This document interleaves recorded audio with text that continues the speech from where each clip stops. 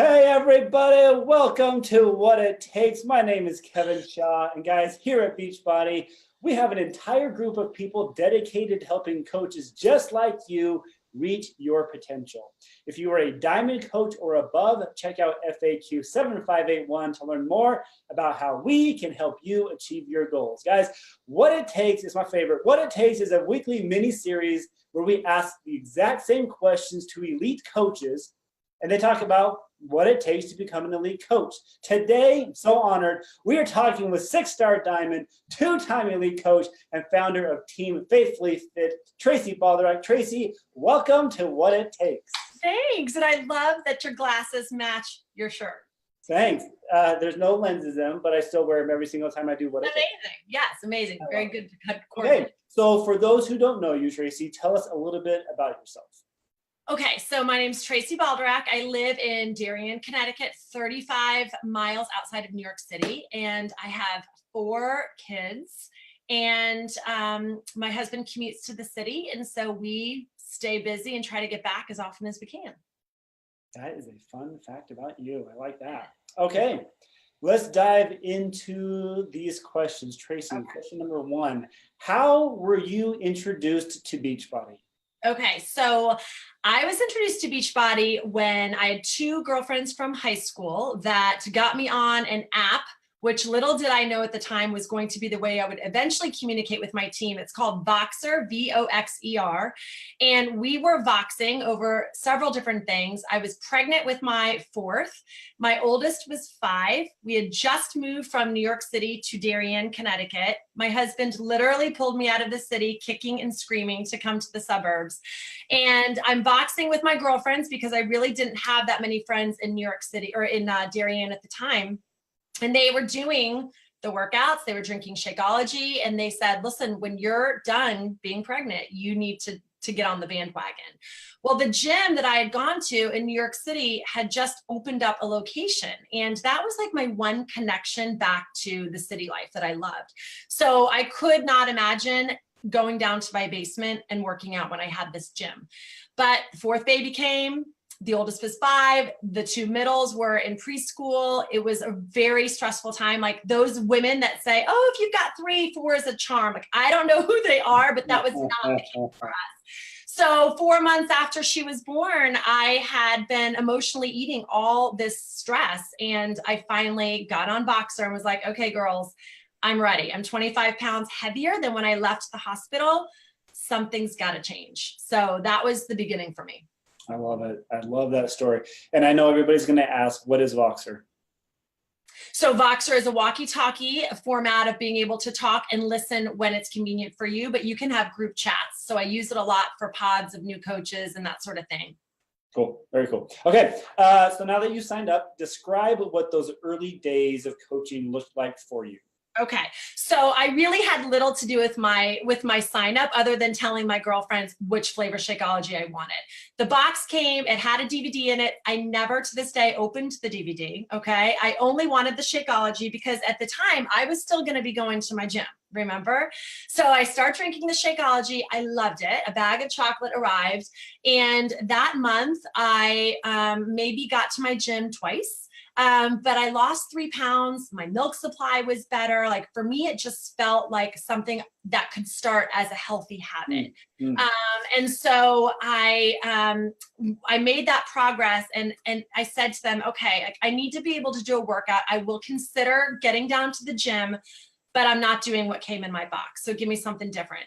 So I bought T25 and I would not be in a challenge group. I was on Facebook with 200 friends, really because I'm the oldest cousin out of 10 and I just wanted to be connected with my cousins. And I did T25 alone, but I was super consistent with it. I mean, I did it from start to finish. I did the doubles morning and night for alpha phase. I did them back to back in beta phase. I did pulse. I followed Tanya. I mean, I was doing T25 and it was all like, it was in a phase where the number 4 didn't sleep. So sometimes I'd be doing my workout at 4 in the morning. Sometimes it was 2 in the afternoon. And I remember my husband coming home from work one day and it was 9:30 at night and I was downstairs doing T25. And I came upstairs and I'm pretty sure he had a bag of Taco Bell because he was stress eating too. And he was like, wow, that's pretty inspirational. Like, you know, you're going to be up 3 or 4 times tonight with May.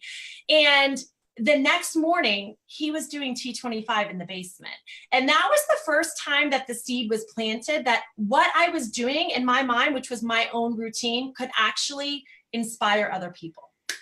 So I started YouTubing. I would be up nursing all night long, and I started YouTubing, and my 3 favorites were Janelle Summers, Lindsay Stay, and Lindsay Mattaway. None of who I've actually met in true life before. And I watched their videos and what they were doing. And I realized that it could really be a legit business. My 2 high school friends obviously were using the products. And it was then that I realized that I could definitely make this into a business for sure. Yep. And now if I were to be doing the same thing, I'd be surfing the Champions page, not necessarily YouTube, because the training here is awesome. Good. Yes, it is, because of people like you. and I love that you did your research, but you did it for yourself, but you did that research to see what is possible. That's exactly what a brand new coach should be doing. Okay, so what do you feel are some attributes or habits you have that contribute to your success? Okay, I love this question. So when I think about what I am most proud of in terms of coaching, it's the culture of the team that has been built. And what happens is that starts with you as a coach, right? You have to be so crystal clear on what it is that you want your team to look like. But not only that, you have to actually live the life of the coach that you want to recruit, because that's who you end up attracting. So I knew that I wanted faithful women, and not just faithful in what they believe in from a God standpoint, but faithful in having confidence and believing in what they do, whether that's being a mom, using our products, being a wife, working full-time outside of the home. I wanted women who loved to lead. I want women who wanted to be students. I wanted women who didn't make excuses, because I tend to attract busy moms. I wanted people who were joy contributors and not joy suckers. And I wanted fun. I wanted this to be an outlet in my life that was fun, right? Brene Brown always talks about, like, we don't play enough. I wanted this to be work and a business, but I wanted it to feel like play, and it does.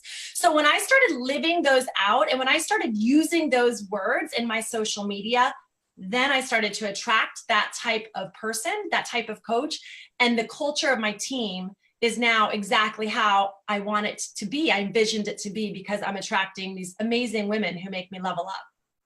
That's exactly what every coach should be doing. They you know, that's what's so funny. They look at other coaches and like, oh, maybe I should try that, or maybe I should. No, like, you need to figure out what you want and then go and try that.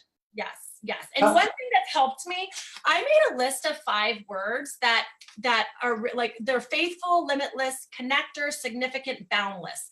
And these are words that mean something to me. And I try to use those words in my posts. Because when you use those words in your post, then you have this theme that people will keep seeing or hearing on Instagram stories, or if you're going live, that are going to just attract the right people to you. And it sort of brands you the way that you want people to think of you when they hear your name. Yeah. And in just a little tip here that I think Tracy's drawing out, successful coaches don't just want warm bodies. They want people who will help contribute to the team. Absolutely. Yes. Okay. Next question. What advice do you have for a brand new coach who doesn't know where to start? What can they start doing today to achieve long-term success? Okay, so you just touched on it a second ago, and we talk about, like, staying in your own lane a lot, but, like, what does that mean? Like, people say, like, oh, you know, comparison is a thief of joy, and you hear all these things, but what does that mean to actually live that out? And I really believe that whether you're a brand new coach or you've been a coach for a while, it can sometimes feel very overwhelming. I think as much of a blessing as our new back offices and all the training, sometimes it can feel for brand new coaches like they're drinking out of a fire hose, right? So you have to really just realize that when you're feeling overwhelmed, that really means that there's fear. So what are you afraid of, right? What can you do personal development wise to really tackle what that is? Do you feel like you're getting unbalanced with your kids? Do you feel like like that you are going to fail? Are you worried about what people are thinking about you when you put yourself out there? And when you can pinpoint what that is, that feeling of overwhelm goes away. Because when you get overwhelmed, coaches retreat, right? They retreat away. And then it's like the flywheel goes, the flywheel pulls back. It goes, it pulls back. And that is so exhausting to watch the retreating happen when you're coaching other people or to see others do it, where if they would just stick with their own plan and purpose, then it would be a lot less overwhelming. And so that to me means aligning your goals with what is a priority for you. So I'll give you an example. I'm a 2-time elite coach. Do I want to be elite? Yes. Do I want to be in the top 50? Yes, that's a goal. Is the goal for my team to be top 10? No, it's not. And the reason why is because that goal does not align with the phase I'm in my life. Those top 10 coaches are hustling their hearts out. And it doesn't mean I'm not either, but my priorities in my life right now don't allow me to give that kind of time to the business. And so I feel confident in saying I'm a hard worker and I'm determined and I'm just as driven as the top 10, but my goals align with what my priorities are in this phase. That might change. And so for the student or for the mom who's doing college applications or for the new mom, all of our priorities are different, but our goals have to align with them. And then you don't feel overwhelmed. Your expectation is set correctly. That might be the best tip of the call right there. Maybe there's more, but that right there, Tracy, was in so easily said. But guys, if you really put into practice what she just talked about, that your guilt, your stress, your ability to lead, your joy will all come together in one, and we'll be able to grow because of exactly what she said. And she's living proof. She's got a she squeezed in this call for me because she has such a crazy lifestyle, but it works for her. Yeah, exactly. Yeah. Okay. What about a coach who is struggling or who is thinking about giving up? What advice do you have for them? Okay, so my question is always, what is the rush, right? So what are our vitals, right? We work out, we drink a shake, we read some personal development, we recognize other people. Now we're getting our challengers, our new vital is just getting our challengers successful, which is encouraging other people, raising other people up. So none of that is detrimental to anyone's life.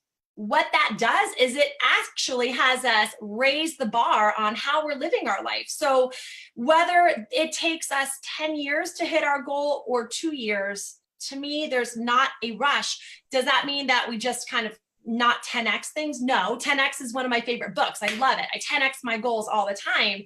Again, in what I'm able to do in Beachbody. So the retreating, the going in and coming back out, and the rushing and not being consistent is the biggest buzzkill for a brand new coach. So, I've got a coach who just sent out 2 links. She's about to be a diamond, and she's been a coach for 2 years and like 9 months.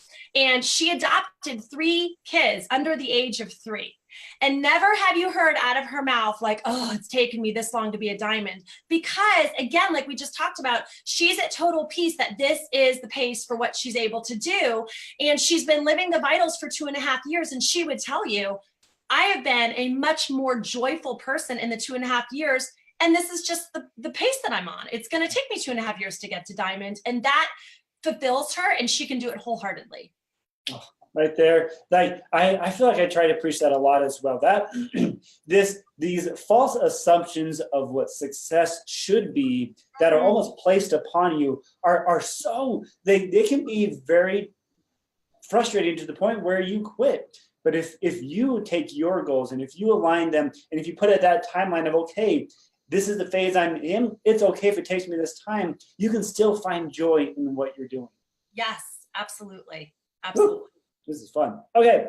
Last question on advice. What is the best advice someone has given you regarding your business? Okay. So I'll never forget this. When I hit 3-star diamond and got into my first mastermind group, my mastermind group spent maybe the first 2 weeks, and we were talking about the buzz at the time was getting all of the email addresses from Facebook in case Facebook ever goes away and you lose all your contacts. And it was a very scary call for me because I am not an administratively gifted person. Organization, not my gift. I outsource that. I have a virtual admin who helps me because that's not a gift for me.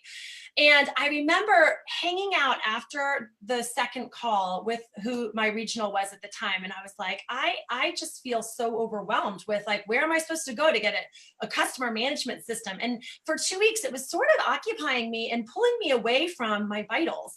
And he said, Tracy, just keep it simple. Yes, these things are important. You do want to have some sort of an email system, but just for you, if that means an Excel document or a notebook, then that's what it's going to be for you. So keep it simple and remember what it took to have you get your business going. And that is the human interaction. We were designed to be in community with people. That's where we need to spend a bulk of our time, and the other stuff can happen in due time. Perfect. And to this day, I use an Excel document. I've tried Streak. I've tried all these other fancy things. I have an Excel document and I have a notebook that goes with me in my car so I can write people's names down. Old school. But it works. It works for me. Okay, now we're on to the speed round. This is where I ask rapid fire questions. Okay. On average, how much time do you spend working your business each day? Monday through Friday, it's probably an average of 3.5 to 4 hours, and weekends is before the kids wake up. Very nice. Well balanced. What's your average success club each month? 16. Okay. What percentage of time do you focus on your own business versus your team? So my inclination is always to be team oriented. So I'm probably 75% team, 25% Tracy. That does need to shift. That needs to shift a little bit. Just I do try. One thing that's helped, I'm reserving Mondays to be Tracy Day. And that has included, I started this in January, watching the National Wake Up Call live.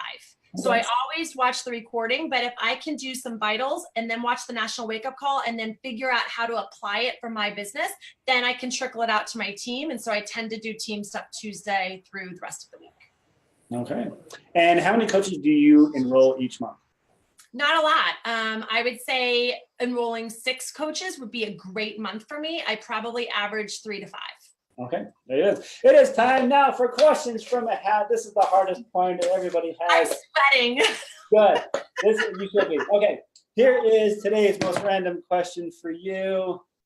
It's not hard. What was your favorite TV show when you were growing up? Oh, Wonder Woman. Absolutely, hands down. And I'm going to be here for Halloween this year. Are you really? Yeah, I'm going to surprise my kids. Or embarrass them, however you want to look at it. No, let's go with surprise. They'll love it. Wonder Woman was awesome, is awesome. Everybody loves it. Okay, guys, that is what it takes. I absolutely love these calls because, guys, if you boil it down, this is exactly what you need to do to become successful. Now, let it be your definition of success, but these are the tips from top coaches that can help you get to where you want to go. Tracy is a perfect example of this. Tracy, this has been an awesome call. Thank you so much for joining us today on What It Takes. Thanks for having me. Bye.